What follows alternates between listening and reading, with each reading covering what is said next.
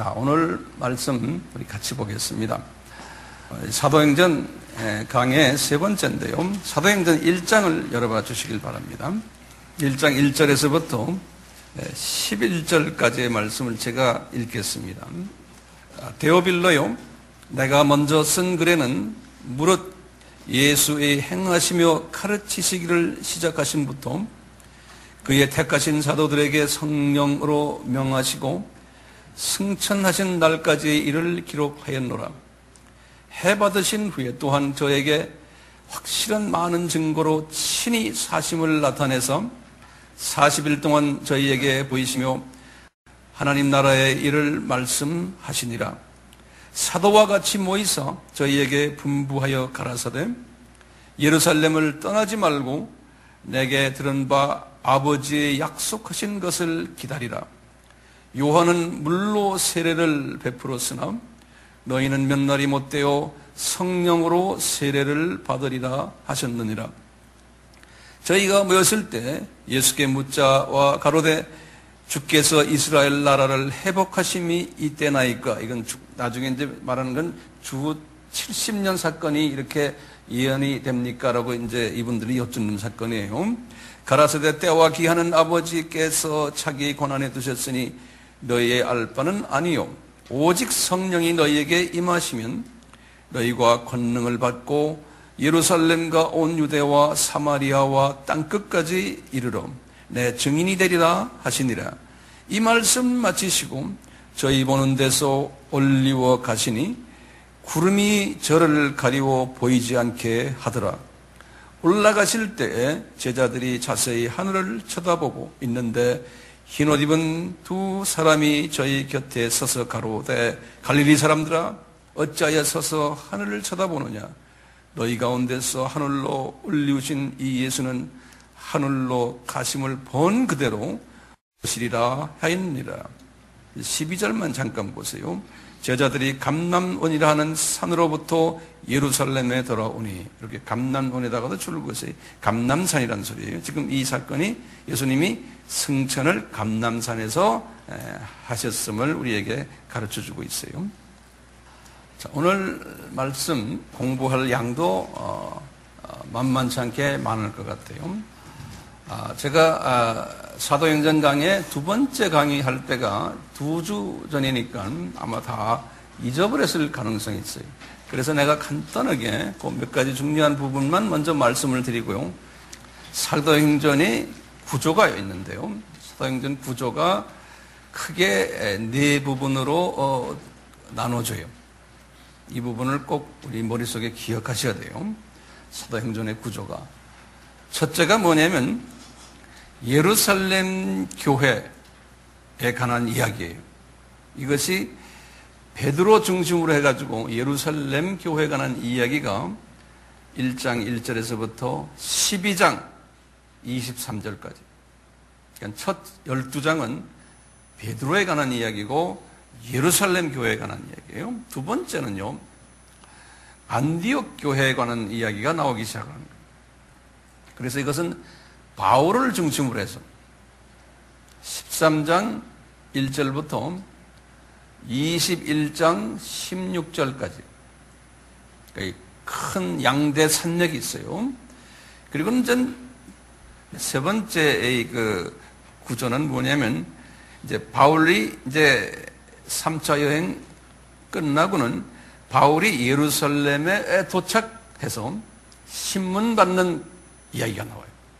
바울이 예루살렘에 도착해서 신문을 받는 거예요. 왜냐하면 이 유대인들이 당신은 왜 자꾸 예수님 이야기합니까? 왜 그분을 하나님이라고 자꾸 이야기하고 그러십니까? 성부 하나님이 유일한 하나님인데, 다시 말하면 당신은 신성모독의 죄가 있습니다. 이제 이 부분을 대해서 이제 신문하는 거예요. 21장 17절에서부터 22장 29절까지가 이 신문하는 장면이에요.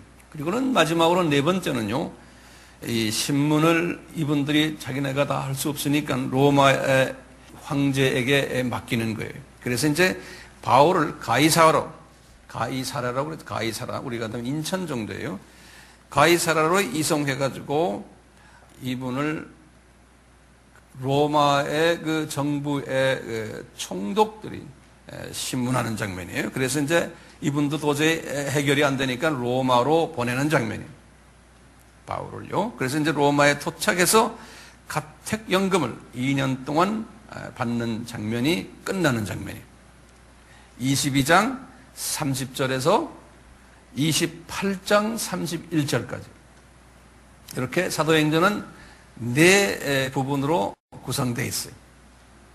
요거 이제 기억하시면서 우리 이제 같이 공부합시다. 그 다음에 또 한 가지 중요한 부분 우리가 알아야 될 것은요, 이 사도행전에 테마가 있어요. 이 주제가 4개가 있어요. 주제가. 첫째 주제가 뭐냐면요, 예루살렘 교회의 탄생과 그 발전 역사를 우리에게 보여줘요. 두 번째는 똑같이 안디옥 교회의 탄생과 그 발전 역사를 보여주고 있어요. 세 번째는 예루살렘 교회의 모델과 안디옥 교회의 모델을 비교 설명해 주고 있어요. 다시 말하면 이제 앞으로 이제 교회 시대가 시작될 텐데 이 교회 안에는 이런 두 가지 교회가 있다는 것을 우리에게 보여주기 위해서 사도행전에서 이 두 교회를 보여주기 시작을 해요. 네 번째는요, 베드로의 신학 노선과 바울의 신학 노선을 우리에게 보여줘요. 이렇게 이제 정리를 먼저 해놓고요. 아까 그 구조로 다시 돌아가 봐요. 이제 사도행전의 구조에서 첫 번째 구조가 뭐였어요? 예루살렘 교회에 관한 이야기라고 그랬죠? 그랬죠? 누굴 중심에? 베드로를 중심으로 했어요. 자, 이 말은 뭐냐면요, 이제는 베드로를 중심으로 해서 이제 예루살렘 교회가 탄생될 텐데, 처음에 이제 탄생 전에 이제 주님께서 준비시키는 과정이 있어요. 탄생을 준비시키는 과정. 이제 오늘과 또 다음 시간에는 요 예루살렘 교회가 탄생되기 전에 준비하는 두 과정이 있어요. 그 두 과정을 우리가 자세히 들여다볼 거예요. 자, 이 두 과정이 있는데 첫째 과정이 뭐냐면요, 시간적으로 따지면은 예수님이 부활하시고 그 다음에 40일 동안 계시다가 승천하셨잖아요. 그 40일 동안의 과정이 있어요. 그 과정을 오늘 시간에 우리가 자세히 들여다볼 거예요. 그 40일 동안 예수님이 도대체 뭘 하셨나? 그 다음에 이제 그게 첫째 과정이고요. 두 번째 과정은 예수님이 승천하시고는 오순절 다락방 사건이 일어났죠. 그래서 베드로의 설교에 의해서 몇 명이 주님 앞에 나왔죠? 3,000명이죠? 그 3,000명이 주님 앞에 나오는 거기까지의 과정이에요. 다시 말해요, 제가요. 언제부터요? 예수님이 승천하시고 마가의 다락방 사건 일어나고 3,000명이 개종하는 거기까지의 과정이 두 번째 과정이에요. 그리고는 이제 예루살렘 교회가 개척이 되는 거예요. 자, 그러면요, 이제 이 두 과정을 우리가 이제 오늘과 그 다음에 이제 또 다음 시간에 같이 나눌 텐데요. 오늘은 뭘 나눈다고 그랬어요? 부활하시고 승천까지의 40일 동안의 과정을 우리가 한번 조금 심도 있게 볼 거예요. 우선 예수님이 부활하셨잖아요. 부활하시고 40일 동안에 예수님이 내가 부활했다는 것을, 자신이 부활했다는 것을 여러 번 여러 사람들에게 보여주셨어요. 그 보여주시는 장면을 성서에 보면 최소한 11가지 방법으로 보여주셨어요. 11가지 방법으로. 첫째, 순서대로예요. 첫째가 뭐냐? 막달라 마리아에게 제일 먼저 보여주셨어요. 마가복음 16장 9절, 요한복음 20장 11절에서 18절에. 두 번째는 막달라 마리아 외에 또 많은 여자들이 있었죠. 그 여자들에게 보여주셨어요. 그것이 마태복음 28장 9절에서 10절. 세 번째로는요, 이제 12 제자는 아니지만 또 제자들 중에 두 사람이 엠마오로 가는 엠마오 도상에서 나타나신 글로바와 그의 동행자에게 예수님이 나타나셨어요. 누가복음 24장 13절에서 15절. 그리고 네 번째로는 예수님이 시몬 베드로에게 나타나셨어요. 누가복음 24장 34절, 고린도전서 15장 15절이. 다섯 번째로 이분이 또 누구에게 나타나면 제자들 무리에게 나타나셨는데 이미 가룟 유다는 이제 이미 없어졌고요. 11제자 중에서요, 도마를 뺀 10제자에게 나타나셨어요. 도마를 뺀 10제자에게. 그래서 요한복음 20장 19절에서 23절이에요. 그리고는 여섯 번째로 도마를 포함한 11제자에게 나타나셨어요. 요한복음 20장 24절에서 29절에. 일곱 번째로 이분이 갈릴리로 이제 가셔가지고 디베랴 바다에서 7제자에게 나타나셨어요. 나타나셔서 베드로가 고기를 몇 마리 잡았죠? 153마리. 요한복음 21장 1절에서 14절. 여덟 번째로 이분이요, 갈릴리에서 어떤 산에 들리셔가지고 제자들을 만나가지고 소위 지상 명령을 내리신 일이 있어요. 그때 나타나셨어요. 그게 우리 잘 아는 마태복음 28장 16절에서 20절이에요. 너희들은 가서 모든 사람들에게 제자를 삼고 하는 거 있죠? 요 말씀을 하실 때 나타난 요 장면이 나중에 저희들이 조금 자세히 볼 거예요. 아홉 번째로 500여 형제에게 나타나셨다. 일시에. 고린도전서 15장 6절. 열 번째로는 주님의 형제인 야고보에게 나타나신 거예요. 개인적으로. 고린도전서 15장 7절에. 마지막으로 감람산에서 지금 오늘 말씀에, 오늘 지금 이 본문의 말씀, 감람산에서 11제자에게 나타나신 거예요. 승천 바로 직전에 사도행전 1장 4절에서 11절 또는 누가복음 24장 50절에서 51절이에요. 자, 이제 제목을 바꾸셔가지고 이제 예수님이 이 40일 동안 하신 일이 무엇이냐면요, 큰 제목으로 따진다면 이 40일 동안 지상 사명 또는 지상 명령이라고 그러죠. 지상 계명과 다릅니다. 지상 계명은 10계명 이야기하는 거예요. 이건 지상 사명이 또는 지상 명령이라고 그래요. 이 지상 사명을 이 40일 동안 5번을 명령하신 거예요. 5번을요. 명령하셨는데 오늘은 이제 여기에 대한 걸 좀 자세히 볼 텐데요. 처음 2번이에요. 처음 2번은 예루살렘에서 하셨어요. 처음 2번은요. 순서대로 보면. 그리고는 갈릴리에 올라가셔서 한 번 하시고 다시 예루살렘에 내려오셔서 4번째와 5번째를 하셨어요. 이 구조를 우선 기억하세요. 제가 반복할까요? 처음 2번은 어디서 했어요?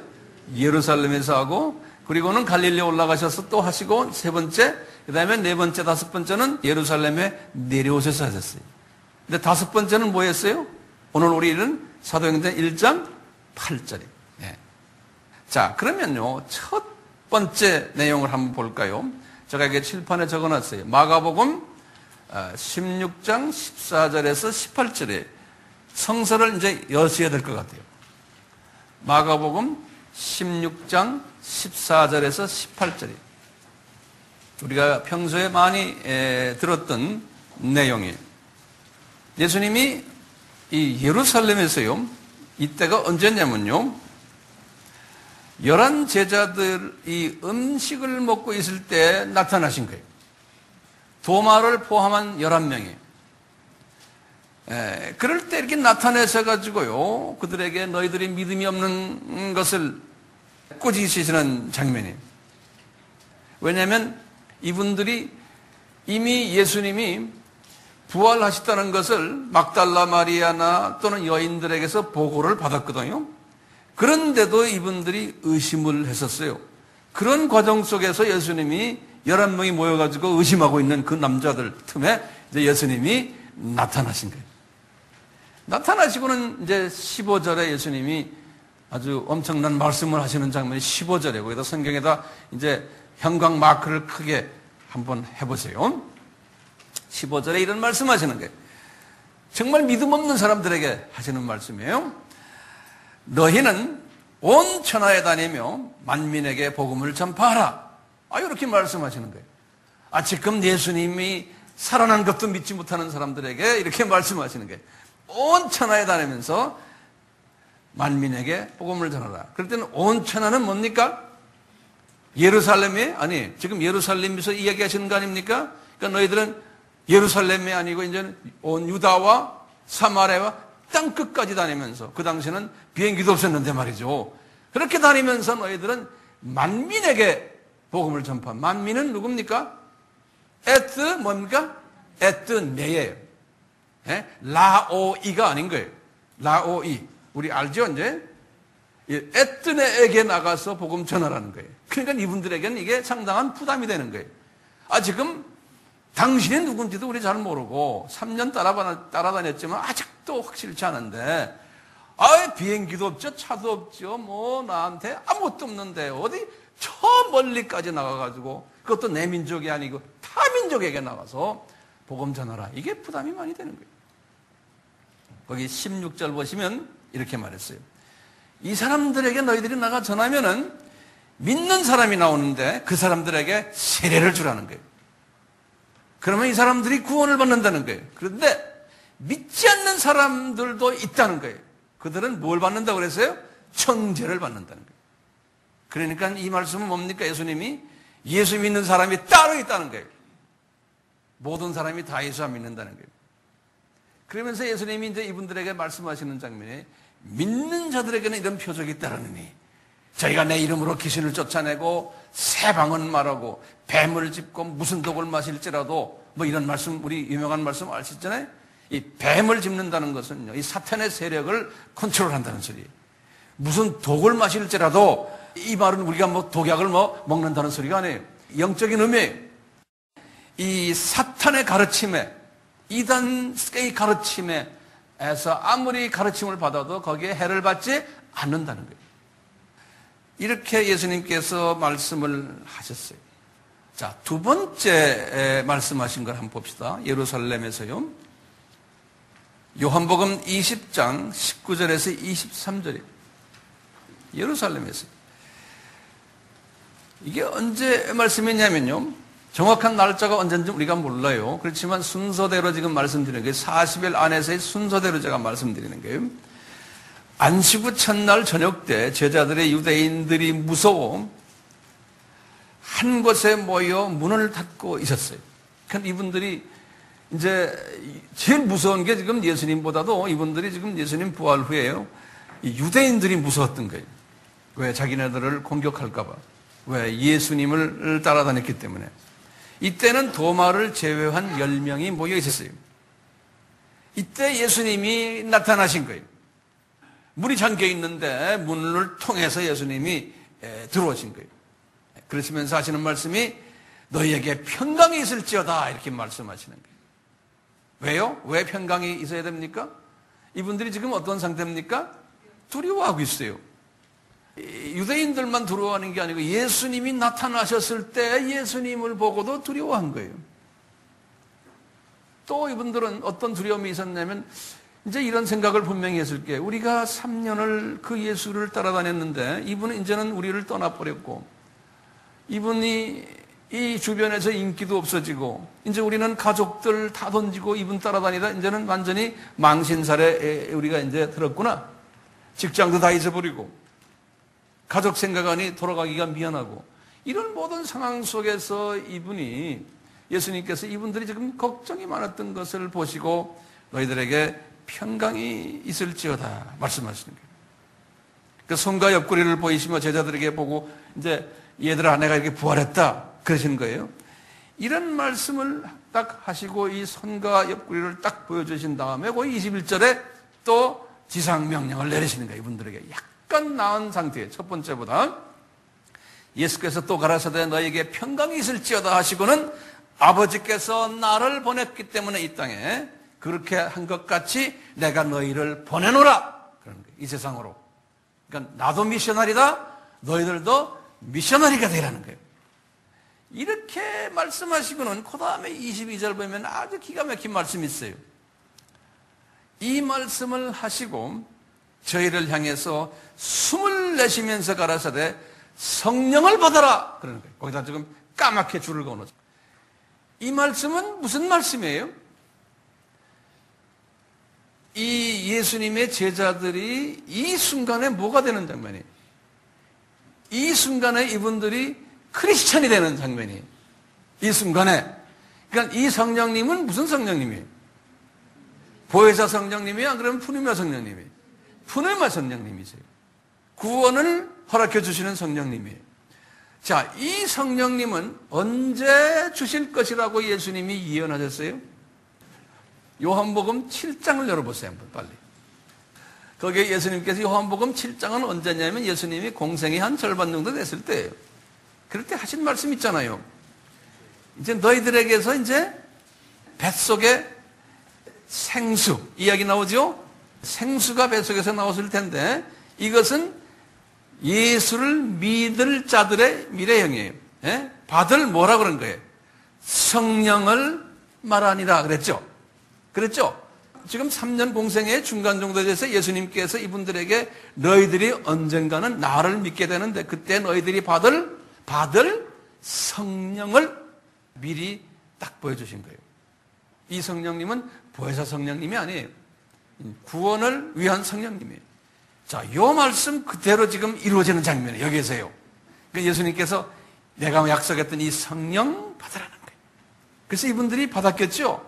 그러니까 이 순간에 지금 이분들이 이제 크리스찬이 된 거예요.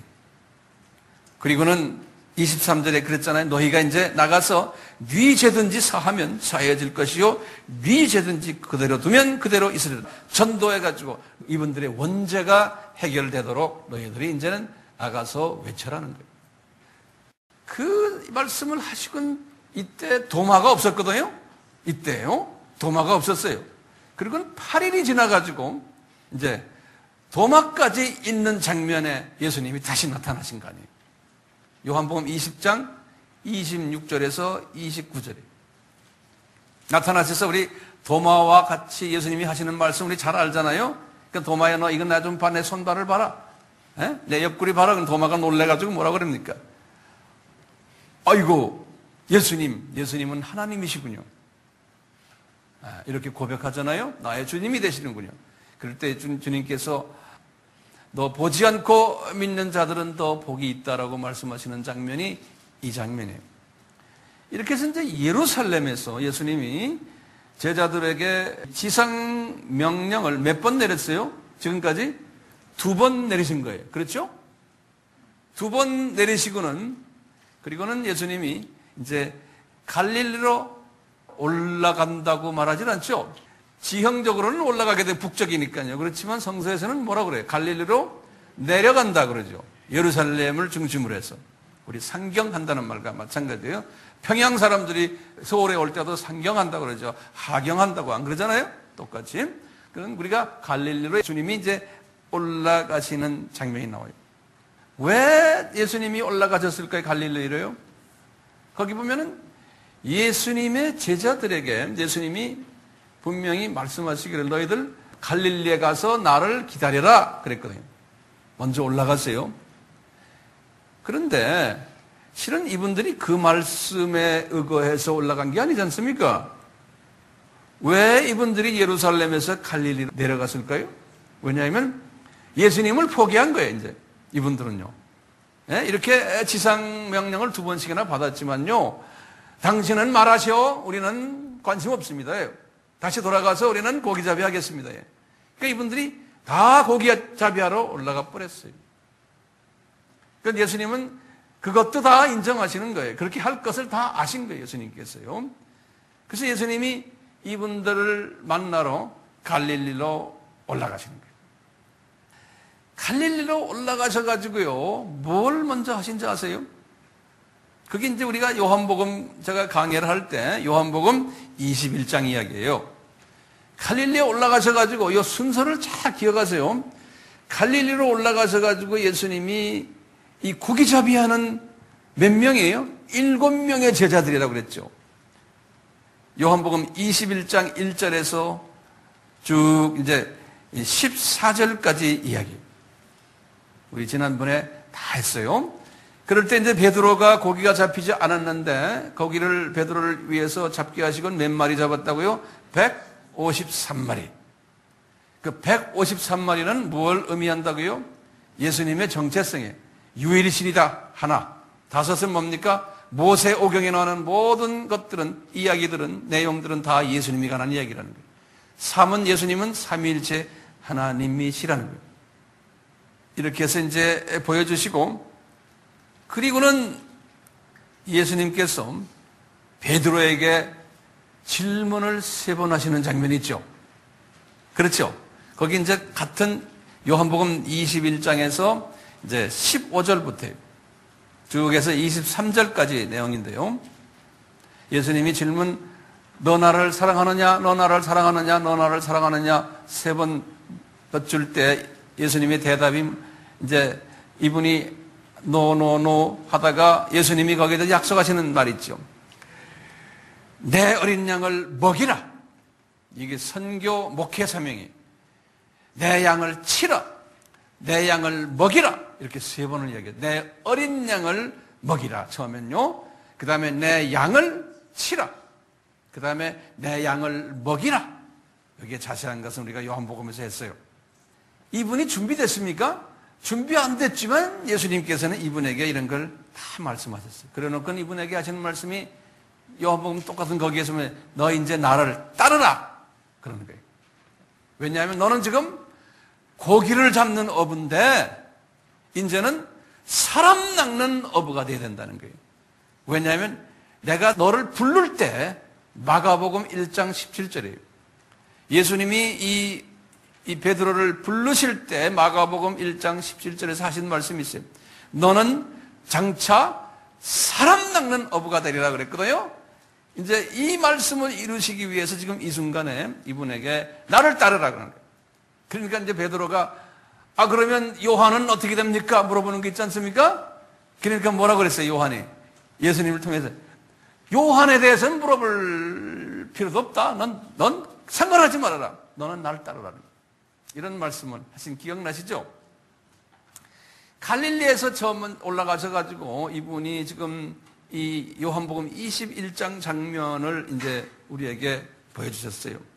이렇게 하신 다음에 예수님께서는 이 제자들에게 뭐라고 그러냐면 너희들 말이야 이제 내가 명하는 어느 산으로 가서 나를 기다리라는 거예요. 갈릴리에서요. 이제 이 말씀이 뭐냐면 그 산에서 유명한 말씀을 이제 하시는 거예요. 그 산에서 유명한 말씀 하시는 게 우리 잘 아는 마태복음 28장이에요. 마태복음 28장 한번 열어보세요. 한번 지금 열어보세요.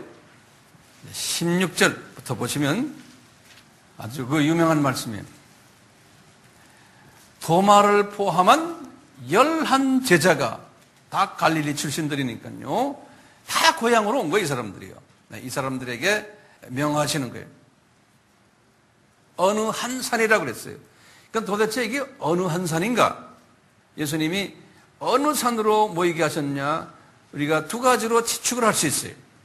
첫째는요, 예수님이 팔복을 말씀하셨던 산이 있었어요.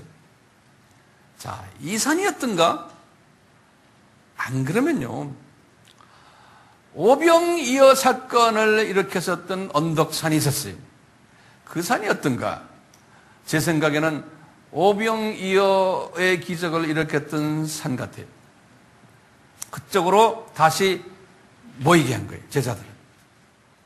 오병이어는 알죠? 5병은 뭡니까? 구약의 모세오경이 예수님에 관한 이야기라는 거예요.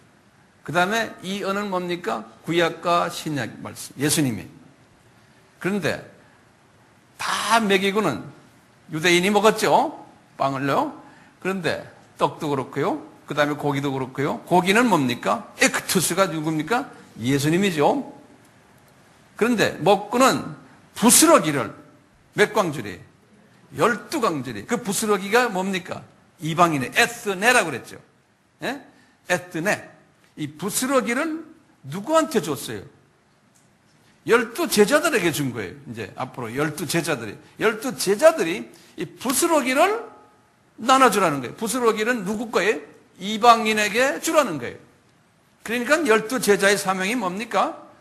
통빵 주는 게 아니고 부스러기 빵을 주라는 거예요. 누구에게 주라는 거예요? 이방신, 에스네에게 주라는 거예요. 그러니까 이분들의 사명이 뭐예요? 유대인 복음화가 아니고 누구의 복음화예요? 이방인 복음화가 이분들의 사명인 거예요. 그렇기 때문에 이 사명을 더 확실히 하기 위해서 오병이어의 기적을 일으켰던 그 산으로 보이라는 거예요. 그래서 다시 한번 보여주는 거예요. 그런데 보니까요, 그 다음 절에 보시면 17절에 보면요, 예수를 뵀는데, 자기네가 지금 모여서 딱 이러고 있는데 예수님이 나타나신 거예요. 그런데 경배를 하는데 이제 이분들이, 근데 그 중에 일부가 의심하는 자도 있었더라 그러는 거예요. 예수님에 대해서요. 이분들이 누굴까요? 바로 직전에 몇 명이 고기잡이 하다가 예수님 만나서 153마리 이 사건을 경험했어요? 7명이. 그렇죠? 그 7명인데 몇 명이 빠졌어요? 4명이 빠진 거예요. 그 4명이 누군지는 우리가 몰라요. 그런데 7명의 명단 중에서 5명의 명단은 성서에 나와요. 그런데 그 나머지 4명 빠진 사람들이 의심을 했을 것으로 우리가 보고 있어요. 그 5명은 누군지 아세요? 베드로, 도마, 나다니엘, 요한, 야고보예요. 이렇게 의심이 있는 사람들에게, 그러니까 우리의 모습이나 똑같아요. 그러니까 의심 있는 사람들에게 그분들이 똑똑해서 그분들이 믿음이 있어서 이 사명을 주는 게 아니고요. 주님의 은혜예요. 우리도 지금 은혜 아니면은 이 이방 사역을 못해요. 우리가 잘나서가 아니에요. 이렇게 준비 안 된 사람들에게 주님이 아주 엄청난 메시지를 그분들에게 전해주는 장면을 볼 수 있어요. 예수님이 18절을 보시면 뭐라고 그랬냐면 이랬어요. 내가 아버지께서 받은 게 뭔지 아느냐? 하늘과 1층천, 2층천, 3층천이에요. 그 다음에 땅의 모든 권세를 내가 다 받았다. 땅이라는 건 지금 이 땅은 지금 1층천이에요. 이 땅은 뭡니까? 무적행이에요. 이 무적행까지의 모든 권세를 내가 아버지에게 받았다니. 그러니까 그 안에 있는 모든 피조물들, 개미까지, 무적행에 있는 구원받지 못한 사람들까지, 모든 사람의 모든 피조물의 권세를 자기가 받았다는 거예요. 그러니까 내가, 예수님이 그러시는 거예요. 내가 권세자다. 그러므로, 그렇기 때문에 이제 그 유명한 이제 지상 명령을 내리시는 거예요. 그러므로, 그러는 거예요. 예? 너희들은 가서 모든 족속으로 제자를 삼아 아버지와 아들과 성령의 이름으로 세례를 주고 내가 너희에게 분부한 모든 것을 가르쳐 지키게 하라. 볼지어다 내가 세상 끝날까지 너희와 항상 함께 있으리라. 이렇게 말씀하셨어요. 그러면요, 우리가 예수님이 지금 갈릴리에 올라가서 갈릴리에서 주신 교훈을 잠깐 한번 봅시다. 갈릴리에서 주신 교훈이 한번 적어보세요.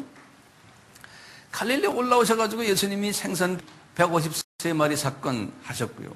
베드로에게 목회 사명을 줬어요.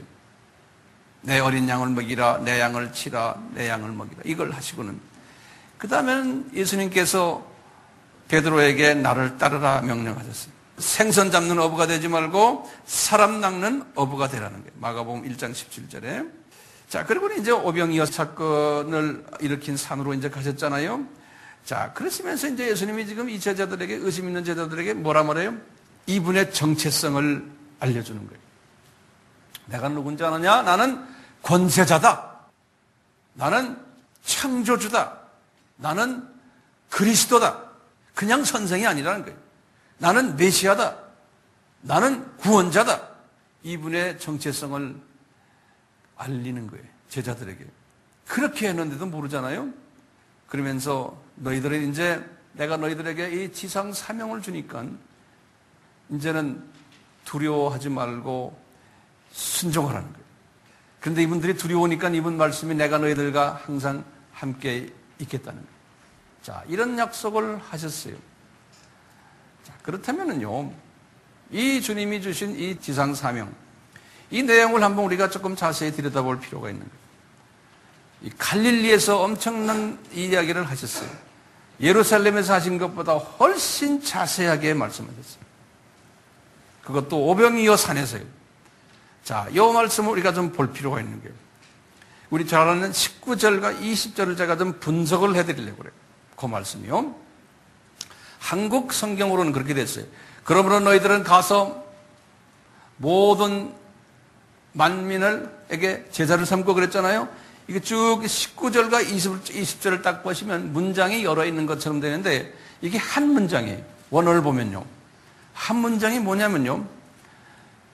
너희들은 만민을 제자 삼아라. 이게 문장이에요. 그리고 나머지는 다 수식어들이에요.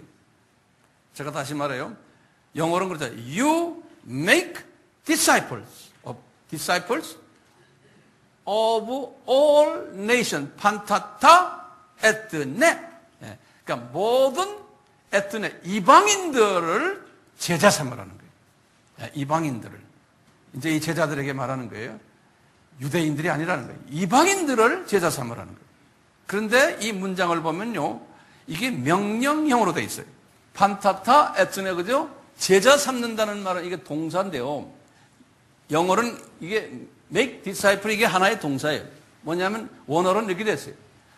마투사테 이렇게 돼 있어요. 마투사테요. 이게 사테, 에테 하면 이게 뭐냐면 헬라 말로요. 이건 명령형 단어예요. 명령형. 예. 마투사테 하면요. 일반적으로 서술형으로 말하면요. 여기다 제가 참고로 적어놨어요. 마테뚜오. 이건 그냥 일반 서술형이에요. 이것이 명령형이 되어버리면요. 이렇게 말이 변해버려요. 마투사테. 이렇게. 그러니까 예수님이 이것을 제자들에게 너 해도 되고 안 해도 되고 아니고 이방인을 복음화하는 일은 꼭 해야 된다는 거예요. 명령형이에요. 옵션이 아니에요. 왜요? 예수님이 명령하셨기 때문에 여러분들이요. 나중에 이제 죽어서 낙원에 가시면 예수님이 그걸 꼭 물어볼 거예요. 여러분들에게. 했느냐? 안 했느냐? 왜요? 명령형이기 때문에 그래요. 제자를 삼는 방법을 그 다음에 구체적으로 설명해 줬어요. 어떻게 했냐면요. 우리는 그냥 가서 그랬는데 한국말로는 가서지만 원어를 딱 들여다보면 그게 분사형으로 돼 있어요. 그래서 going이라고 해요. going. 어떻게 제자를 삼느냐? 예수님이 먼저 가라는 거예요. 그래서 이제 제가 여기다 일부러 원어를 집어넣었어요. 이게 분사형으로 돼 있어요. 여기다 for you then test. 여기 entes. 여기도 entes. entes라는 건 그건 분사형으로 만들어지는 하나의 전미 표현들이에요. 분사형 만들 때. 예. 그래서 going 어떻게 먼저 나가라는 거예요. 먼저 나가라는 거예요. 근데 보세요. 나가는데 어디를 나가야 돼요? 예루살렘에 앉아있지 말고 네 나라에 네 고향에 앉아있지 말고 온 유대와 사마리아와요 이방인이 사는 땅 것까지 나가라는 거예요. 첫째 조건이. 그 다음에요. 나가서 뭘 하느냐? 세례를 주라는 거예요. 그래서 여기 보면 분사형으로 되어 있어요. 밥티존 테스 이렇게 되어 있어요. 세례를 주라는 거예요. 이 세례를 주는데 아버지와 아들과 성령의 이름으로 삼위 하나님의 이름으로 이 세례를 주라는 말은 뭡니까? 복음을 전해가지고 이분들에게 예수님을 영접케 하라는 이야기는 마찬가지죠. born again, 거듭나게 만들어 주라는 소리나 마찬가지. 예수님 영접시켜라. 그리고 영접시킨 다음에 꼭 세례를 줘야 되잖아요. 거기까지 해라는 거예요. 예수님 영접시켜서 세례까지 주라는 거예요. 거기서 끝나면 안 된다는 거예요. 그 다음엔 어떻게 했냐?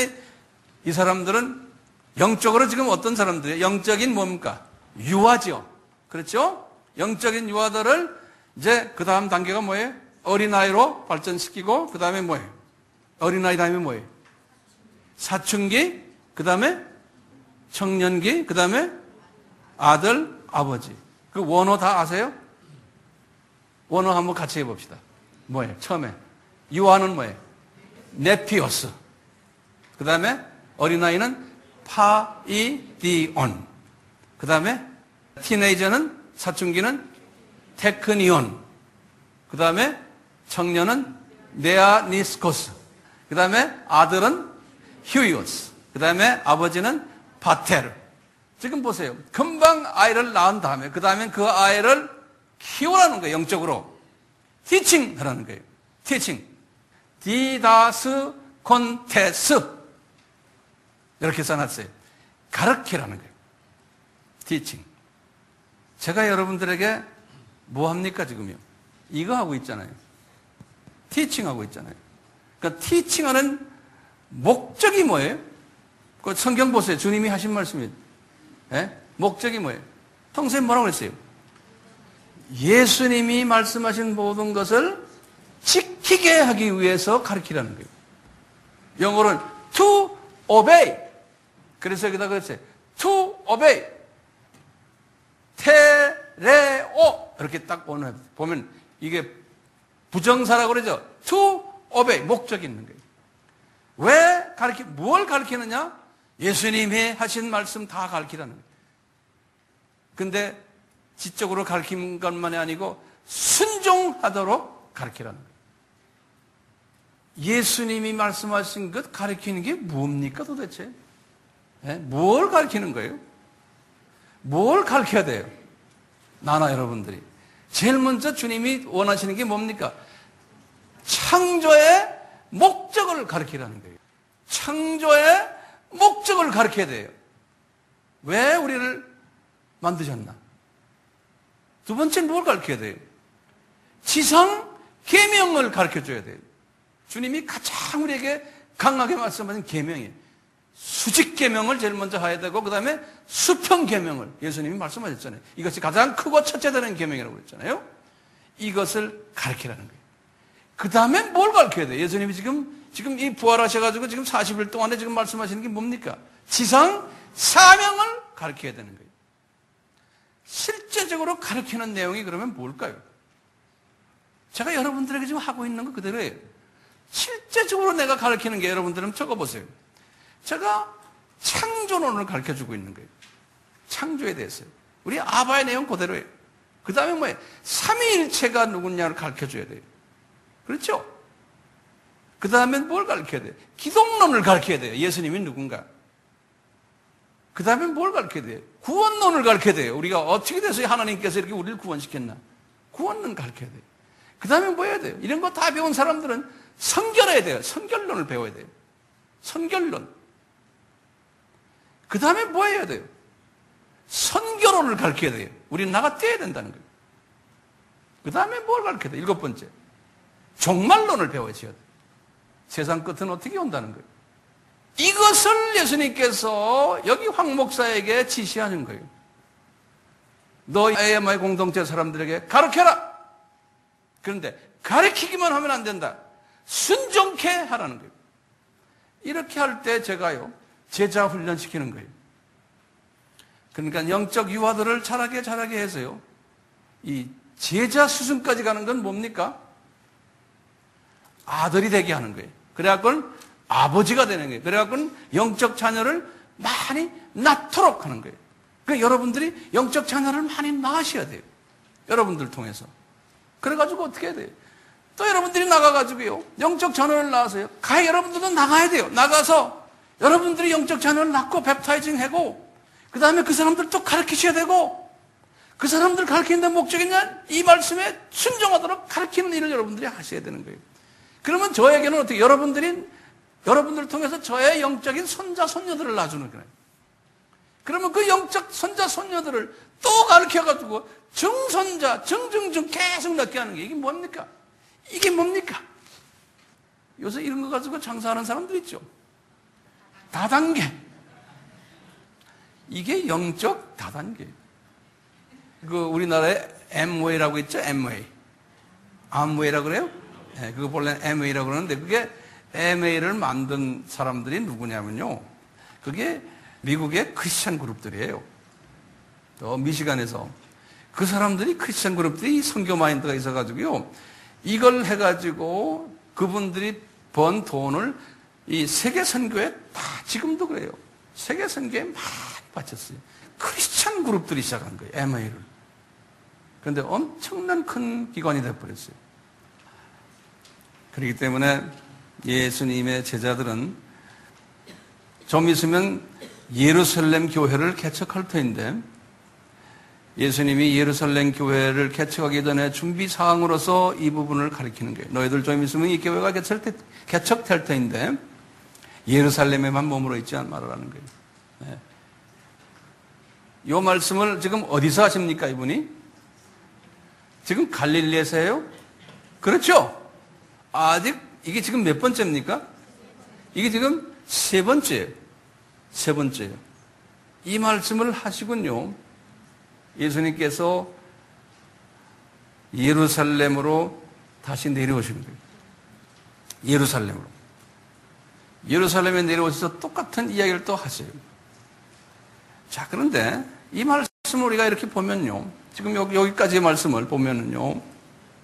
이것은 우리의 삶 속에 지금 우리 AMI 교회의 공동체와 한번 비교할 필요가 있어요. 우리가 지금 이 AMI 지금 사역을 하는 사역의 근거가 어디에 있습니까? 우리 사역의 근거가요. 지금 이 말씀에 있는 거예요. 마태복음 28장 19절에서 20절의 말씀. 그리고는 사도행전 1장 8절의 말씀. 사도행전 1장 8절의 말씀은 이렇게 해서 너희들이 이제 딴 것까지 가라는 이야기인데요. 그 이야기는 조금 이따가 제가 또 해드릴게요. 자, 그러니까 교회의 존재 목적은 예루살렘 교회의 존재 목적은 뭐라는 거예요? 유대인들 복음화가 아니고 내민족 복음화가 아니고 타민족 복음화에 있다는 거예요. 그러니까 내민족 복음화를 어느 정도 하다 보면은 거기에 머물르지 말고 타민족으로 가라는 거예요. 그렇기 때문에 예수님의 이 지상 명령은요, 자민족 복음화에 관한 이야기가 아니에요. 다른 말로 표현하면요, 한국 민족 복음화를 위해서 주신 말씀이 아니에요. 한국 민족은 그럼 어떻게 복음화됩니까? 미국 사람들이 미국 사람 복음화가 아니라고 믿었던 소수가 한국에 선교사를 보내가지고 우리가 이렇게 크리스찬이 된 거예요. 자기 민족만 생각했으면 우리는 크리스찬 될 수 있는 기회가 없었어요. 요 말씀 때문에 이분들이 우리나라에 와서 우리를 크리스찬화시킨 거예요. 그럼 주님께서 불이 떨어지면 스스로가 이 안에서 크리스찬들이 나와서 이 안에서 또 딴 데로 가게끔 주님께서 인도하시는데 그것이 다가 아니에요. 소수가 그렇게 하게 돼 있어요. 저희들은 그 소수가 되기 위해서 지금 이 사역을 하는 건데요. 지금 우리나라가요, 미국 사람들이 와가지고 우리나라의 복음화에 큰 기여를 했는데 우리가 너무나 덩치가 커진 거예요. 덩치가 커져가지고요. 교회도 지금 몇 개 있는지 아세요? 5만 개가 있어요. 목사가 몇 명인 줄 아세요? 어떤 사람은 7만 명이라고 그러고 어떤 사람은 10만 명이라고 그래요. 목사요, 저리 가면 만나는 사람이 목사예요. 앞으로 더 많이 나올 거예요, 목사들은. 신학교요, 엄청나게 많아요. 우리나라가요. 전 세계에서 지금 1등을 달려요. 기독교 텔레비전이 몇 개인 줄 아세요? 우리나라에? 텔레비전 하나 스테이션 만들려면 얼마나 돈 들어가는지 아세요? 교회 헌금이 엄청나게 들어가요. 근데 그 텔레비전, 기독교 텔레비전이요, 그거 텔레비전 시청하는 분들이 누굽니까? 내 민족이에요? 타민족이에요? 내 민족이에요. 그러니까 엄밀한 의미에서는 이것은 선교가 아니에요. 근데 거기에다 돈을 엄청나게 집어넣는 거예요. 제가 쉬어보니까 기독교 텔레비전만 CTS, CBS, 그 다음에 또 그 TV라고 있더라고요. 그 다음에 어느 교회에서 하는 CGN TV라고 그래요?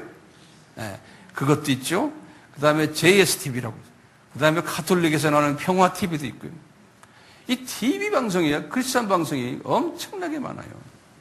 왜 이렇게 많습니까? 다 각자가 선교를 위해서 한다 그러는데 내용을 들여다보면 다 자민족에게 그냥 메시지 전하는 거예요. 평소에 다 들었던 메시지를 그냥 또 전하는 거예요. 그러니까 효율성이 없죠. 기독교 방송도 얼마나 많습니까? 자, 기독교 출판사는 얼마나 많아요? 우리가 별로 신경을 안 써도요, 우리 민족 복음화는 그냥 저절로 굴러가게 돼 있어요. 그러니까 우리는 뭐 해야 됩니까? 민족 복음화를 하는 것보다는 타민족 복음화를 해야 되잖아요. 네. 그래서 저희들이 관심거리는 뭡니까? 우리나라에 와 있는 타민족을 우리가 섬기기를 원하는 거예요. 우리 AMI 사역의 주사역이 뭡니까? 우리나라에 와 있는 타민족들을 우리가 지금 과거 10몇 년 섬기고 있잖아요. 이렇게 섬기다 보니까 힘들어요. 왜요? 이 사람들이 우리에게 돈을 주는 게 아니에요. 헌금 내질 않아요. 우리가 다 돈을 대야 되는 거예요. 그 다음에 언어가 다르죠. 뭐 습관이 다르죠. 모습이 다르죠. 하니까요. 다 그 사람들을 안아줘야 되고 돈도 줘야 되고 우리가 갖고 있는 모든 영적 모든 이것들 재산을 다 그냥 공짜로 다 줘야 되고 학비 하나 안 받고 다 줘야 되는 거예요. 무조건 다 줘야 되는 거예요. 이 건물 새로 지어놓고요. 새 건물이에요. 우리가 쓰기도 아까운데 이 카페 깔아놓고요. 외국 사람들 드나드는 거 좋아요? 예? 그분들이 일주일 내내 이 건물을 쓰고 우리 교인들은 그냥 가끔 쓰고 주인이 바뀌었어요. 이 건물의 주인이요. 예? 좋으세요? 좋으니까 우리 교회 나오죠. 어떤 사람들 그게 싫어가지고요. 외국 사람 들어오는 걸 싫어하는 사람 많아요. 들어와서 이 사람들이 건물 부시죠. 뭐 화장실도 고장트리죠. 뭐 하죠. 뭐 와서 또 그냥 고맙다는 말도 없는 사람들도 많아요. 어떤 사람은 그냥 불평하는 사람도 있어요. 뭐 반찬이 왜 이러냐, 뭐 이러냐, 뭐 왜 춥냐, 뭐 별난 소리 다 하는 놈도 있어요. 10몇 년을 내가 참다가 3명을 제가 퇴학시켰어요. 하도 그냥 불평이 있었어요. 가끔 와요. 다시 좀 집어넣어 달라고요. 안 된다고 그랬어요. 우리가 교인도 많지 않은데 이 안에서 이 신학생들을 먹이고 재우가는 돈이 얼마나 들어간지 아세요? 얘들이 화장실 물만 한번 탁 써도 다 돈이에요. 아침마다 더운 물로 샤워해도 그게 다 돈이에요. 우리 학교에 이렇게 하면서 지금 160명이 졸업했는데요. 한 30개 나라에서 지금 사역을 하고 있어요. 어떤 아이들은 계속 거기에 사역하는 애들을 우리가 계속해서 도와줘야 돼요. 그 중에 한 20여 명은 안 가고 한국에 여기 있어요. 걔들이 뭐 하냐면요. 자기네 교포교회 사역을 하고 있어요. 지금 우리 졸업생 중에서요. 우리나라에서 교포교회 사역하는 나라를 제가 이렇게 씌워보니까요. 필리핀 교회, 네팔 교회, 이란 교회, 이락 교회, 아랍 교회, 인도네시아 교회, 아프리카 교회, 몽골 교회. 지금 이 조그마한 건물에서 나가가지고 국내의 외국인들만 사역하는 사역자들이 이렇게 많아요. 우리가 이거 왜 합니까? 왜냐하면 판타타 에뜨네 하라고 그랬잖아요. 주님께서. 그러니까 우리가 하는 거예요. 해외 사역은 말도 못해요. 이러다 보니까요. 지금 15개 나라에 5천여 명의 사람들이 사역자들이 지금 이렇게 공부하고 있어요. 우리가 이 사람들에게 가서 무슨 메시지를 제가 전합니까? 제가 전하는 메시지는 간단해요. 창조 목적 가르쳐줘요. 지상 계명 가르쳐줘요. 지상 사명을 가르쳐줘요. 그 다음에 아까 말하는 예수님의 그 정체성들을 쫙 설명해줘요. 창조론, 구원론, 신론 다 이걸 다 가르쳐줘요. 선교론, 뭐 종말론. 그래서 책으로 다 만들어가지고요. 그냥 그것도 돈 받습니까? 그냥 공짜로 뿌린 게 지금 약 한 50만 건이 나간 거예요. 그걸 돈으로 따지면요, 50만 불이에요. 50만 불이면 우리나라 돈으로 얼마입니까? 5억이요? 예. 누가 됐는지도 몰라요. 이렇게 하다 보니까 이렇게 된 거예요. 주님이 나에게 너 50만 건으로 너 지금 행복하냐? 앞으로 수백만 건 뿌릴 거다. 알았습니다. 네. 수백만 건을 뿌릴 거예요. 거기에 내 이름도요, 토마스 왕으로 되어서 황용현이 이름 없어요. 내 사진도 없어요, 거기에. 누군지도 몰라요. 예수님만 전하면 되잖아요. 그래서 저희들이 지금 문서 사역에 집중을 하고 있습니다. 이런 것을 다 담아가지고 각 나라 말로요. 제가 이 문서 사역에 지금 이렇게 보니까요, 우리가 지금 만드는 게요, 영어, 네팔어, 방글라데시어, 소련어, 미얀마어, 캄보디아어, 힌두어, 마니푸어, 칭포어, 친어, 리슈어. 이제 앞으로 우리가 나갈 것들이에요. 중국어, 일본어, 아랍어, 월남어, 라오스어, 태국어, 말레이시아. 이게 지금 곧 나갈 것들이에요. 예. 그러려면 이 문서 사역에 우리가 얼마나 지금 신경 쓰는지 몰라요. 여러분들은 그냥 일주일에 한두 번 교회만 오면 되지만요, 여기는 지금 비상 걸렸어요. 이런 부분에서요. 자, 우리가 왜 이런 사역을 해야 됩니까? 한번 여쭤볼게요. 왜요? 예수님의 명령이기 때문에 그런 거예요.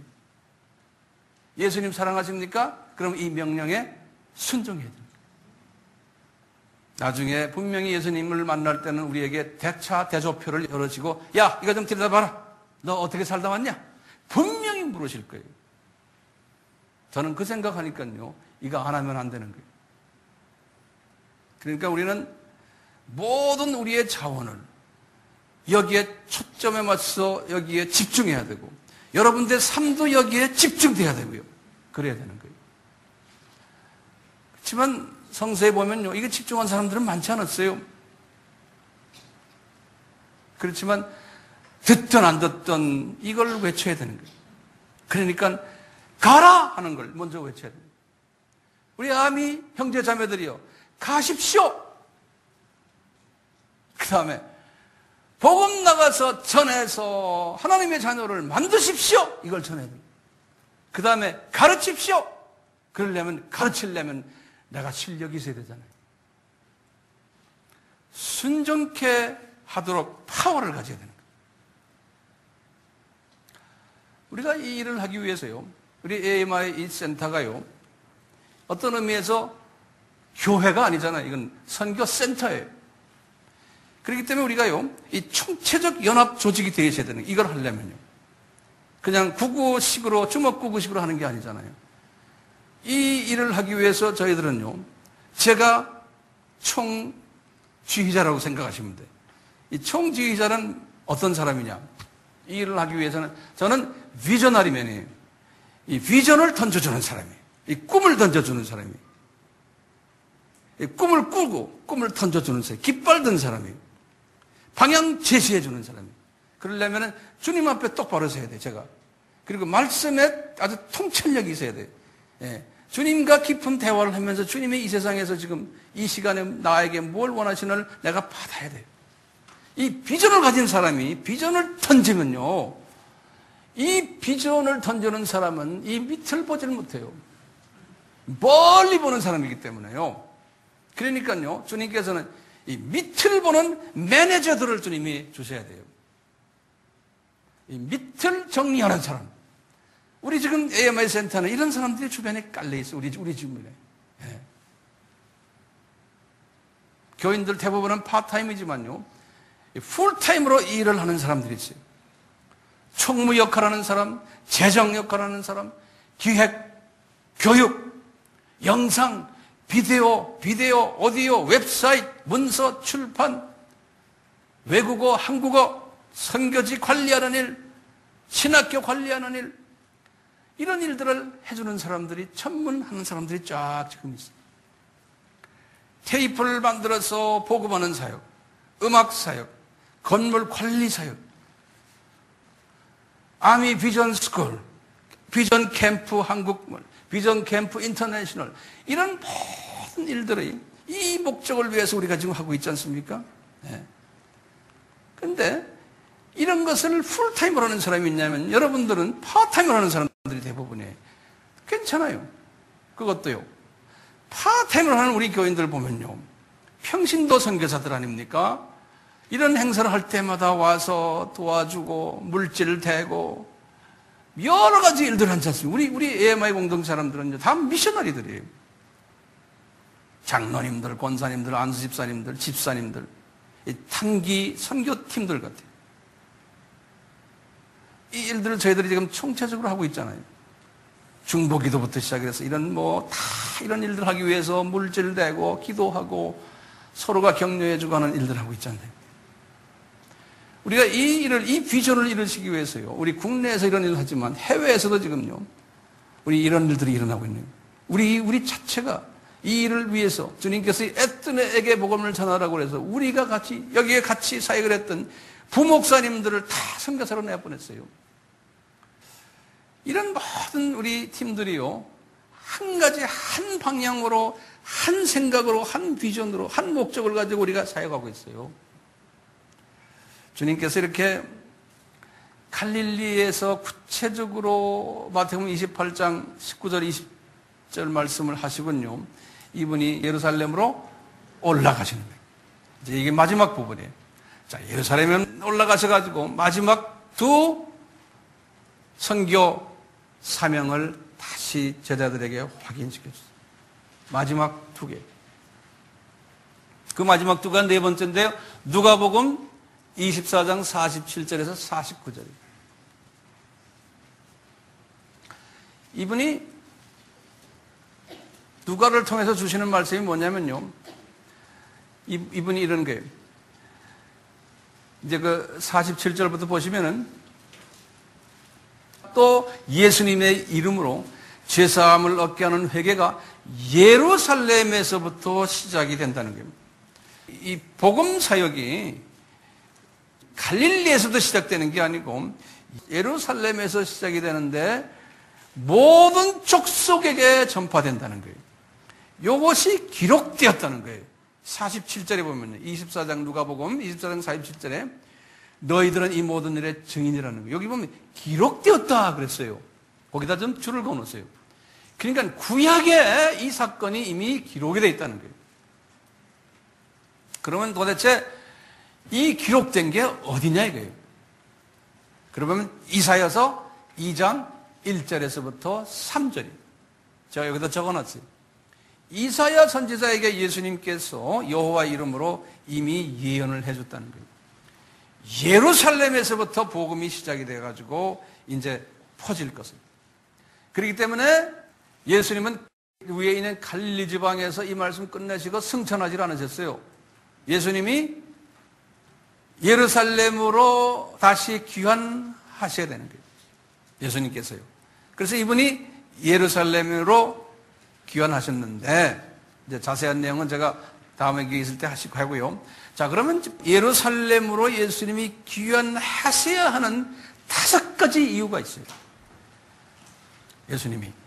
첫째 이유가요. 지금 이 말씀이 이사야서 2장 1절에서부터 3절의 예언을 이루시려고. 다시 말하면 예루살렘에서부터 시작하여 모든 족속에게 전파되게 하기 위해서. 그러니까 이 예루살렘 교회가 이제 생겨난다는 소리예요. 예루살렘에서. 그럼 그 교회를 통해서 이 일들이 일어날 것이다. 두 번째 이유는요. 이사야서 2장 2절의 말씀이 만민이 예루살렘으로 모여들게 된다는 거예요. 이 말은 뭐냐면 오순절 때 디아스포라, 만국에서 살고 있었던 디아스포라들이 몰려올 것을 예언하신 거예요. 그러니까 디아스포라들이 예루살렘에 오게 되지 갈릴리는 안 가잖아요. 그러니까 디아스포라를 복음화를 시키기 위해서요. 왜? 디아스포라를 통해서 이방 복음화가 시작이 되기 때문에. 그래서 예루살렘으로 디아스포라가 오게 될 터인데 이사야에게 예언했어요. 그렇기 때문에 예수님은 예루살렘으로 내려가셔서 거기서 사역을 시작하셔야 된다. 세 번째 이유는요. 예수님께서 이 성만찬 하실 때 예수님께서 예언하신 게 있어요. 뭐냐면 요한복음 14장 16절. 뭐냐면 이제 내가 아버지에게 구하겠으니 너희들에게 다른 보혜사를 너희들에게 주겠다는 거예요. 다시 말하면 다른 보혜사를 줄 터인데 그 보혜사가 어디에서 내려온다는 거예요. 하늘에서 내려오는데 어디로 내려온다는 거예요. 예루살렘으로 내려온다는 거예요. 예루살렘으로. 구체적으로 예루살렘은 어디에 내려왔어요? 마가의 다락방으로 내려오신 거예요. 이것은 이미 예언되어 있기 때문에 이제 예수님께서 이분들에게 오늘 본문의 말씀 보시다 너희들은 이 아버지에게 약속하신 이 약속을 받기 위해서 예루살렘을 떠나지 말아라. 그랬었죠? 예. 그러니까 예수님은 갈릴리에서 예루살렘으로 내려오셔야 돼요? 안 내려오셔야 돼요? 내려오셔야 되는 거예요. 그리고 네 번째로 예수님께서 갈릴리에서는 승천하지 않으셨어요. 예루살렘에 내려오셔가지고 이제 40일 되는 날에 예수님이 승천을 하셨는데 어디서 승천하셨냐면 감람산에서 승천하셨어요. 이렇게 감람산에서 승천할 때 천사들이 제자들 보고 하는 말이 예수님이 재림에 올 때도 똑같이 이 모습으로 이렇게 오실 거라는 거 말씀했어요. 예. 오늘 본문에 보면요. 그렇죠? 예수님이 이렇게 똑같이 오실 텐데 이 말은 뭐냐면 예수님이 나중에 재림에 오실 때도 이 감람산으로 내려오신다는 거예요. 이것을 어떻게 하느냐? 스가랴에게 말씀하신 게 스가랴서 14장 4절에 그것뿐이 아니라요. 감람산에 내리셔가지고 이분이 동쪽 문을 통해서 예루살렘 성전으로 들어오신다고 그래요. 동쪽 문을 통해서요. 동문을 통해서. 에스겔서 43장 1절에서 5절에. 동문이라면 아시죠? 우리 공부 많이 했죠? 네. 기드론 계곡을 넘어서 동문으로 들어오겠다는 거예요. 그렇기 때문에 이 동문으로 들어오는 것을 싫어했던 반대 그룹들이 이 문을 닫아놓을 것까지도 예언한 거예요. 에스겔서 44장 1절과 2절에. 에스겔서 44장 1절과 2절에 이 동문이 닫힐 것을. 그런데 이 동문이 지금 닫혀 있어요? 안 닫혀 있어요? 닫혀 있죠. 누구에 의해서요? 아랍 사람들이 지금 닫아놓고 있어요. 그러니까 예수님의 승천과 예수님의 재림이 어디에서 일어나요? 이 예루살렘에서 일어나고 특히 지금 거기 무슨 산이에요? 감람산에서 일어날 것을. 그래서 이것을 이루시기 위해서 이분은 갈릴리에서 승천하시면 안 되는 거예요. 갈릴리에서 지금 예루살렘으로 내려오시는 거예요. 마지막으로 예루살렘으로 내려오신 이유가 마지막에 사도행전 1장 8절 말씀 주시려고. 이 사도행전 1장 8절 말씀은 위에 갈릴리에서 주셨던 마태복음 28장 말씀과 조금 달라요. 더 구체적이에요. 1장 말씀 우리 잘 알지 않습니까? 오직 성령이 너에게 임하면 너희가 권능을 받고 예루살렘과 온 유다와 사마리아와 땅끝까지 이르러 내 증인이 되리라. 이 말씀 잘 들어주시길 바라요. 여기 보시면요. 지금 8절을 딱 보시면 여기에 순서가 있어요. 그 순서는 좀 이따 제가 말씀드리고요. 이 보면 여기다 제가 써낸 장소적인 특성이 있어요. 지금 사도행전 1장 8절의 특징을 제가 네 가지로 한번 정리해 봤어요. 특성을요. 첫째가 뭐냐면요. 여기 보면 장소적인 특성이 있어요. 예수님의 지상 사명에서의 여기에요. 첫째 뭐냐면 장소적인 특징은 뭐냐면 보혜사 성령을 주실 터인데 예루살렘을 떠나지 말아라는 거예요.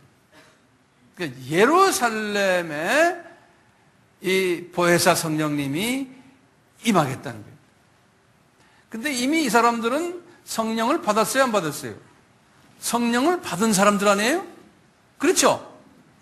성령을 받은 사람들인데 보혜사 성령님이 임한다는 단어를 썼어요. 다시 말하면 바깥에서 안으로 들어오신다는 소리예요. 같은 성령님이신데 이제 역할이 좀 차이가 있는 거예요. 이렇게 장소적인 특징에서 예루살렘을 떠나지 말고 예루살렘에서 이 성령님을 주시겠다는 거예요. 두 번째는 시기적인 특성이 있어요. 승천하시고 몇 날 후라 그랬어요. 정확한 날짜를 말씀하지 않았어요. 승천하시고 몇 날 후에 이 보혜사 성령님을 주시겠다. 왜?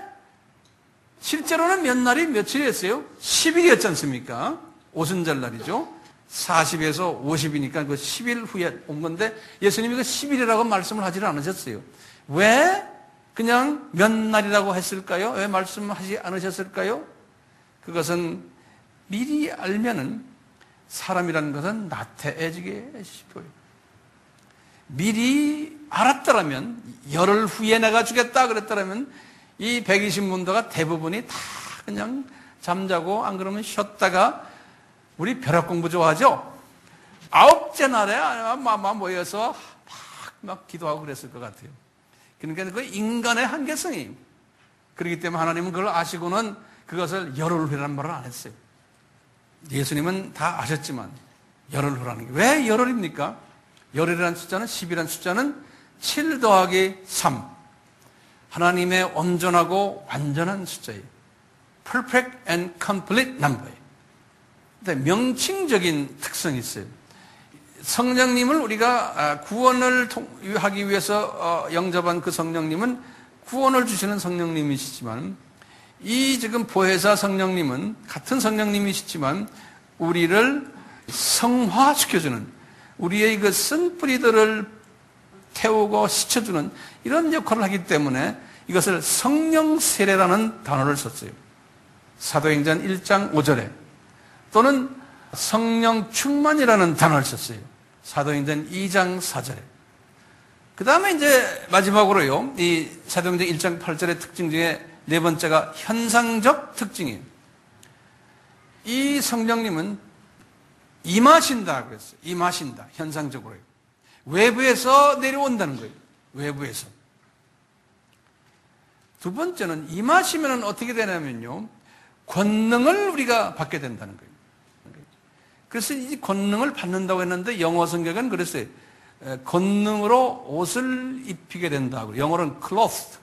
제가 여기 영어로 써놨죠. cloth, 우리 clothing, 옷 입는 옷이 아니면 옷. 네. 그래서 cloth랑 옷 입는다는 소리.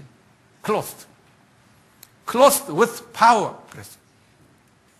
이렇게 파워를 받아야지만 그 다음에 증인이 된다는 거예요. 이 순서가 있는 거예요. 먼저 임해야 되고 이분이 임한 다음에 내가 이제 권능을 받게 되는데 그 다음에 증인이 된다는 거예요. 이 권능을 받는 때 그냥 받는 게 아니죠. 이 쓴뿌리가 없어져야지만 권능이 나오거든요. 자, 우선 이 순서를요 이제 기억해 주시길 바라요. 왜 보혜사 성령님을 이분들에게 이렇게 주셔야만 됐을까요? 지금 이분들이 40일 동안이요, 12제자들이요, 예수님에 대한 정체성을 지적으로 다 이제 어느 정도 알고 있었어요. 그리고, 이분이 하나님이시고, 우리는 이제 나가서 열심히 전하면 되겠다. 지금 그dan 4번 이야기했잖아요. 그 언제 어느 정도 들었거든요. 들었으니까, 나가서 이제 전하면 되겠구나. 그러면 하겠습니다. 이 수준으로 끝나면 되는데 왜 1장 8절에서 너희들이 이제 권능을 받아야 된다는 거예요. 네. 다시 말하면요, 우리도 마찬가지예요. 교회 열심히 다니고요, 오랫동안 교회 다녔어요. 이런 걸 다 지적으로 알고 있어요. 감정적으로도 다 알고 있어요. 크리스찬은 이걸 해야 된다는 의무감도 다 있어요. 그런데 그게 안 되는 거예요. 네. 왜 안 돼요? 안 되는 이유가요, 내 속에 있는 쓴뿌리들이 제거되질 않아서 그런 거예요. 옛 습관들이 그대로 있고 옛 성품들이 그대로 있기 때문에 안 되는 거예요. 그렇기 때문에 예수님께서 제자들도 마찬가지였거든요. 제자들도 옛 습관 그대로 다 있었던 사람들이. 베드로도 우리 다 이야기해봤잖아요. 다 그분 우리보다 못한 사람 같아요, 성품이. 예. 그러니까 이런 사람들이 이것이 성화가 돼서 변화가 돼야 되는데, 이 변화가 되려면은 보혜사 성령님의 임하심을 경험해야 되고, 그 임하심이 내 마음속 깊은 데 들어가서 나를 불로 태우고 나를 바람으로 불게 해서 나 이 속에 있는 더러운 것들을 이 씻어내는 역사가 있지 않으면 이게 안 된다는 거예요. 성화되지 않으면. 만약에 이 과정이 없이요, 제자들에게 그냥 나가서 복음을 전해라 했으면요, 전할 수도 있어요. 전할 수 있는데 나중에 어떻게 되는지 아세요? 이 제자들이 나가서요, 자기네 더러운 성품 그대로 다 갖고 나가서 전할 수 있어요. 전하는데 나중에는 어떻게 되냐면요, 전하다 보면 많은 사람들이 따라오게 되고 유명해지고 또 뭐 권력도 생기고 뭐 목사라는 타이틀, 신부라는 타이틀 가지게 되죠. 이러다 보면 어떻게 돼요? 옛날은 내가 어부 출신이었는데 내가 지금 유명 인사 됐구나. 사람이 자기도 모르게 교만해지고 자기 영광을 찾고, 교인이 많아지면 거기에 나오는 돈 다 자기 마음대로 쓰고 사람이 변하게 되는 거예요. 이 성품이 옛날 그대로 있으면요, 조금만 커지면요, 유명해지면요, 변하게 돼 있는 거. 우리 주님이 그걸 아시는 거예요. 베드로야, 너 그 12 제자들아, 너희들 조금만 내가 출세시켜주면 너희들 변한다는 걸 이분이 아시는 거예요. 그렇기 때문에 니네들 열흘 동안 기다렸다가 한번 대청소를 한번 하고 그리고 한번 이 일을 하라는 거예요. 그렇지만 오순절 사건 그날 하루로 통해서 그분들이 다 변한 건 아니잖아요. 그렇지만 이것이 성화가 돼야 된다는 거예요. 쓴뿌리가 없어지지 않고, 다시 말하면 인격의 변화가 일어나지 않으면서 주님 일을 하는 것은 나중에 변절된다는 거예요. 오순절 다락방 사건은 한마디로 말하면 모르겠어요. 인격이 예수님으로 변해야 된다는 거예요. 인격이 변하지 않고 뭐 교회가 커지고 유명해지고 하는 것은, 그것은 복이 아닌 거예요. 그것은 어떤 의미에서는 상당한 불행한 거예요. 인격이 변하지 않는 사람들을 출세시켜주면은 예수의 이름으로, 종교의 이름으로, 교회의 이름으로 자기 이익 짜지고 자기 영광 찾고 자기 욕심 발휘하고 소위 세속화되어 버리는 거예요. 이런 사람이 많을 것을 예수님이 예언하셨어요. 예수화 된다는 것, 인격이 예수님을 닮아간다는 것은 쓴뿌리를 제거하는 거라고 제가 수천 번 얘기했죠. 그렇기 때문에요, 타정교에서 말하는 이 마음을 비운다는 것과 다르죠. 우리는 마음을 비운다면 누구의 마음으로 대체시키는 거예요? 예수님의 마음으로 대체시키는 거예요. 네. 이렇게 예수님의 마음으로 대체시킬 수 있는 방법론을 성서에서는 많이 이야기했어요. 그 중에 하나가 지금 성령님의 기름 부으심 받는 거예요. 성령님의 보혜사 성령님의 권 받는 거예요. 그 다음에 말씀의 검으로서 우리가 또 잘림 받고, 내 속에 있는 성령의 생수로서 씻임 받고, 이런 거 우리가 많이 공부했잖아요. 이렇게 되면은, 이것이 씻임을 받으면은, 그러면 권능이 생긴다는 거예요. 그 권능이란 말은 두나미스란 말을 저기다 써놔요. 두나미스. 이게 이제 헬라 말로 그렇거든요. 권능이란 말이에요. 이 두나미스란 말이 뭐냐면은, 우리 거기에서 나온 영어가 다이나마이트라는 영어 있죠. 다이나마이트 다 여기서 나온 말이에요. 이 두나미스란 말은 이 폭발력을 이야기해요. 폭발력을. 이 파괴력이. 이렇게 예수님의 성품을 닮은 사람들이 가서 주님, 예수님을 이야기하고 복음을 이야기할 때 그 안에서 나오는 말씀의 컴이 나오니까요, 이 파괴력이 있는 거예요. 이 사탄의 세력이 파괴가 됩니다. 3시간, 4시간, 5시간 이야기해도 조는 사람이 없는 거예요. 네. 이 파괴력이 들어가니까요.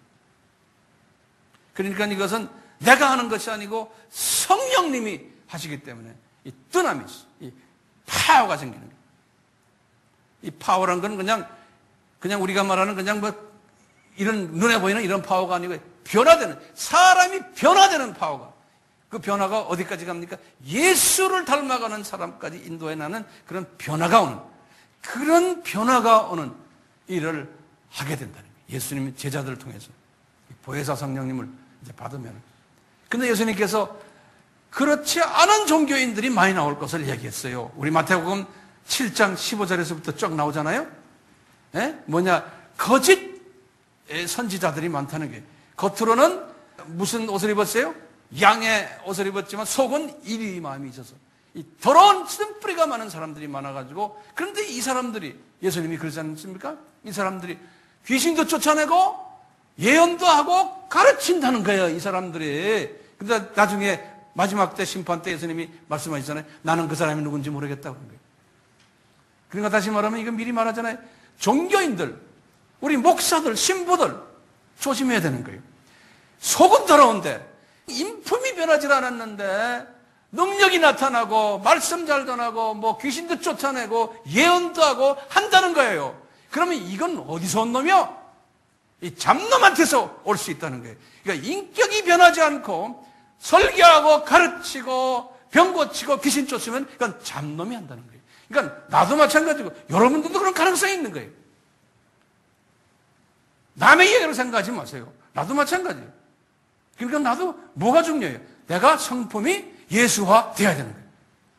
모든 사람 안아주고 사랑해주고 은혜를 베풀고 이렇게 되지 않아요. 그리고 내가 내 욕심 부리지 않고 내 영광 찾지 않고 내가 그런 사람이 아닐 때는 여러분들이 나를 쫓아내세요? 저 사람 말 들을 필요 없다고. 왜냐? 아무리 성경 잘 가르치고 설교 잘하고 귀신 쫓아내고 뭐하고 박사학위 가지고 뭐 무슨 높은 자리를 가지고 그거 믿지 마세요. 그런 사람 많이 나올 거라는 거예요. 그러니까 열매로 안다는 거예요. 이렇게 된 사람, 다시 말하면 임하고 그 다음에 뭐예요? 권능받고 뜨나미스를 받아야 돼요. 뜨나미스를 받으려면 이 속이 어떻게 돼야 돼요? 순수해야 되는 거예요. 이런 사람들이 뭐 해야 되느냐? 예수님의 증인 역할을 한다는 거예요. 자, 이 증인이라는 말은요, 원어를 딱 들여다보면요, 저기에서는 마르투스라고 했어요. 마르투스. 이 마르투스라는 말은 무슨 뜻이냐면 우리가 순교자라는 뜻이에요. 그래서 우리가 순교자라는 영어를 써요. martyred 그래요. 그 말이 다 거기서 나온 거예요. 순교자라는 뜻이에요. 증인이란 건 그냥 예수 믿으세요 막 외치는 이런 수준을 얘기하는 거 아니에요. 순교자라는 거예요. 순교자. 왜 그런지 아십니까? 이 수준이 되면요, 이 하트가 깨끗해지면요, 그때부터 무슨 마음이 드느냐면요, 이제는 예수님의 이 명령을 내가 순종하는 과정 속에서 나는 죽어도 괜찮다는 마음이 드는 거예요. 순교를 각오하게 되는 거예요. 왜요? 이런 성령님이 이런 마음을 주시는 거예요. 왜냐? 생명을 살리는 사람은 요한복음 12장 24절에서 26절에 그랬죠. 예수님처럼 살리는 원칙이 뭡니까? 한 알의 밀이 그냥 땅에 떨어져 있으면 그걸로 끝나고 들어가서 썩어야 된다고 그랬잖아요. 그러면은 많은 열매 맺는다고 그랬잖아요. 내가 죽어야 되는 거예요. 희생해야 되는 거예요. 그것이 내 뜻대로 안 돼요. 성령님이 그렇게 만들어요. 그런 사람들을 통해서 권능이 나오고 그런 사람을 통해서 예수님의 증인 역할, 다시 말하면 살아나는 역할, 증인이라는 건 딴 거 아닙니다. 내가 죽어서 저쪽 사람들이, 죽은 사람들이 살아나게 하는 일을 증인이라는 말로 표현한 거예요. 그래서 성서에서는 증인이라는 말을 순교자, 이런 사람들은 우선순위가 바뀐 자예요. 생명 살리는 자, 하늘의 썩은 미랄, 우상을 파괴한 자예요. 창조 목적을 순종하는 자들이, 이런 사람을 증인이라고 합니다. 그냥 전하는 입으로 이것이 아니라는 거예요. 네. 여러분들 그러면 이런 질문을 할게요. 목사님, 그러면 우리는 지금 평신도들인데 여기까지 가려면 뭐 다 집어 던지고 뭐 이것만 해야겠네요? 이렇게 질문할 수가 있어요. 그럴 수가 없죠. 우리같이 풀타임을 하는 사람들은 전체의 삶을 주님께 바쳐야 되지만 여러분들은 파트타임이기 때문에 그럴 필요는 없어요. 그렇지만 이 생명을 살리는 원칙만은 뚜렷하게 갖고 있어야 돼요. 뭐냐? 아하, 내가 내 삶에서의 우선순위를 바꿔야 되겠구나. 이 마르투스란 말은요, 내가 가장 좋아하는 것, 나의 취미, 이것을 나는 죽여야 되는구나. 예수님을 위해서. 조그마한 일부터 그러는 거예요. 내가 가장 선호하는 것, 이것을 내가 놔야 되겠구나. 그게 내 우상 아닙니까? 어떤 때는 내 가족도 될 수 있어요. 재물도 될 수 있어요. 내 자존심도 될 수 있어요. 명예도 될 수 있어요. 이런 것들은 내가 다 완전히 없애라는 게 아니고 우선순위를 내가 바꿔야 되겠구나. 먼저 내가 창조주 하나님을 최우선으로 하고 이분을 내가 섬기겠구나. 이 마음을 가진 사람은 이미 순교자예요. 나의 시간을 내가 순교한 거예요. 나의 취미를 내가 순교한 거예요. 나의 어떤 자존심도 다 순교해버렸어요. 내 가족까지 다 순교해버린 거예요. 그래 놓고는 예수님을 먼저 우선시하는 사람. 이 사람이 적인 마르투스. 이렇게 되면 그럼 뭐 다 죽어버리면 아무것도 없겠냐? 아니에요. 이럴 때 말이죠. 기가 막힌 블레싱이 위에서부터 내려오는 거예요. 살아나는 역사들이 말이죠. 엄청난 살아나는 역사들이 일어나는 거예요. 이걸 경험하셔야죠. 예루살렘 교회를 개척을 하기 전에 예수님께서는 사도행전 1장 1절에서부터 11절까지 제자들에게 이 부분을 1단계로 가르쳐 주시는 거예요. 너희들 나중에 이렇게 해라. 이 40일 동안 주님께서 이것을 가르쳐 주시는 거예요. 그리고는 이제 다음 시간에는 저희들이 나머지 이제 열흘 동안 주님이 어떻게 또 하셨나. 그걸 우리가 볼 필요가 있어요. 그런데 이제 예루살렘 교회를 이분들이 개척해 놓고 이대로 잘 하지 않았던 모습도 우리가 보게 돼요. 우리 같이 기도합시다. 예수님께서 2000년 전에 이 땅에 오셔서 엄청난 시간을 투자하시고 인간이라는 모습으로 창조주가 성육신하셔서 이 피조물들에게 이렇게 예수님의 그 안타까운 마음을 전하신 그 부분을 상고했습니다. 우리 인간들에게 이제 너희들은 나가서 나를 전해야 되는데 그러기 위해서는 교회가 개척될 것이다. 예루살렘에서 이 개척 사건이 일어날 터인데 그 개척되기 전에 너희들이 깨달아야 될 부분들이 무엇인가를 가르치는 과정 속에서 저희들이 그 첫 단계를 오늘 섭렵했습니다. 예수님, 저희들 부족하지만 이 부분을 우리가 이제 깨달았사오니 모든 것 다 있더라도 한 가지 한 부분은 잊지 않기를 소원합니다.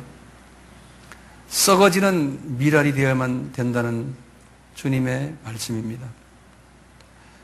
이러기 위해서는 우리는 살리는 사람이 되기 위해서는 내가 희생하여야 함을 다시 한번 가르쳐 주심에 감사합니다. 그런데 이 말씀대로 순종하는 사람은 우리가 인간이고 우리의 그 모습이 나만을 생각하기 때문에 많지 않을 것도 주님께서 말씀하셨습니다. 우리에게 은혜를 주셔서 나만이라도 이 대열에 들어가지 않고 썩어지는 미랄이 되는 이 대열에 들어가도록 은혜 베풀어 주시옵소서. 그러기 위해서는 우리는 우선순위를 먼저 그 나라와 그 의를 구하는 이런 지혜자가 되도록 성령님 도와주시옵소서. 내 힘으로는 도저히 안 됩니다. 도저히 안 됩니다.